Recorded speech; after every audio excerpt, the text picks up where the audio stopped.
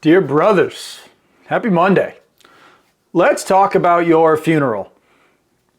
Seems a touch morbid, but it's my show, so here we go.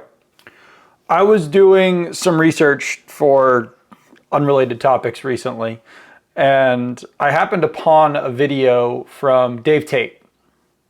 So he is a legendary powerlifting coach that has been around forever. And for anybody listening to this, there are few places where greater wisdom can be found than from powerlifting coaches and even powerlifters for that matter. Anyone willing to put their bodies on the line to gain the smallest increment in improvement are people often worth listening to, in my humble opinion. They might seem a little crazy to you. I have certainly seemed crazy to people at times. But their diligence, their effort, their patience, their perseverance is really second to none. So as I'm sitting there listening to him, he brought up this idea that I wanted to elaborate on a little more deeply this morning.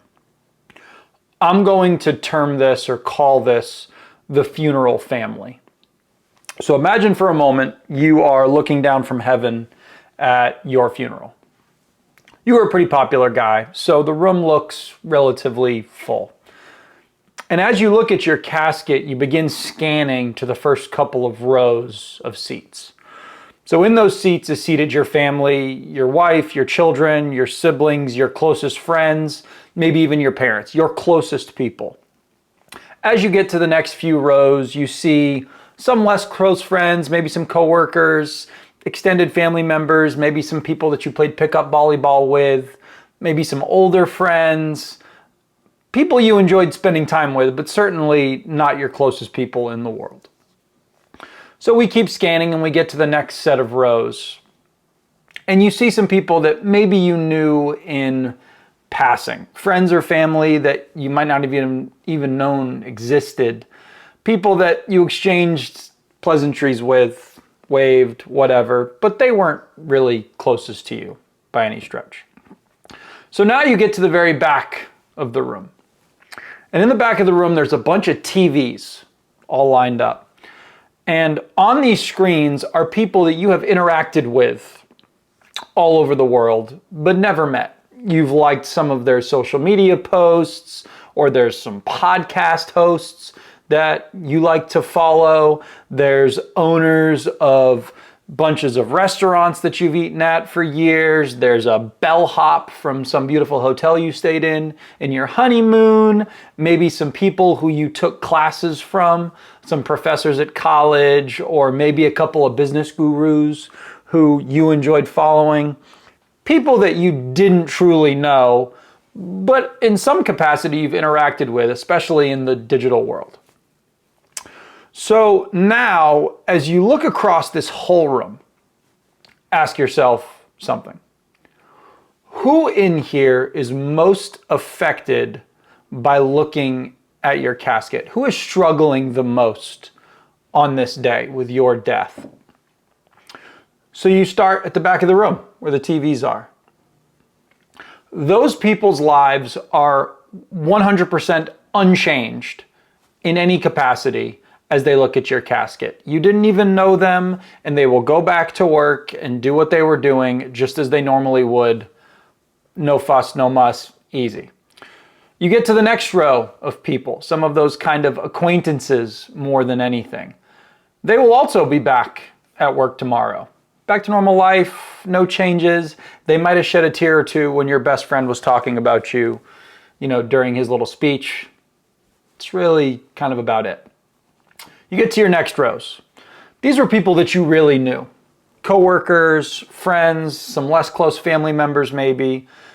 They're actually going to feel the hurt of you not being around, not seeing you every so often. Actually might be tough for them. But all things considered, they're going to go on with their lives, and again, not a whole lot changes. So then you finally make it to the front of the room. You look at your wife. She is strong. She's facing this boldly. She is the woman that you loved fiercely and loved you fiercely. but she knows that life will not be the same. Life is going to be tougher without her rock in her life. You look at your children. They just lost their hero, the man they saw as invincible and who gave them the best advice and laughs, their dad. You then look at your best friends, men you had done the stupidest of things with, but also the men who were your ride or dies, the ones who came to you in their times of need and vice versa. They just lost an irreplaceable friend. So I ask you on this Monday morning, fellas, why are we spending so much time caring about the back of the room when our absence to them would mean so little? Why are we spending countless hours on social media when those likes and tweets and follows don't even notice that you are gone? Why aren't you devoting yourself to those first couple of rows?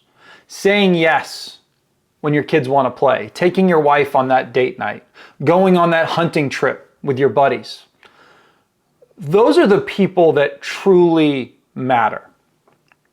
They are the ones who love you, who have given themselves to you, the ones who have a place in their heart that only you can fill. When you are making decisions in life, are you taking time away from what really matters with those decisions?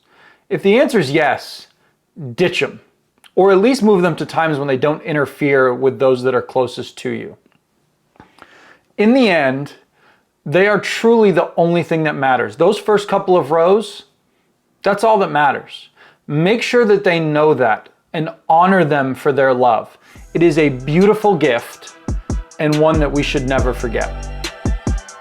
God bless. Be strong. Let's get after it today, boys.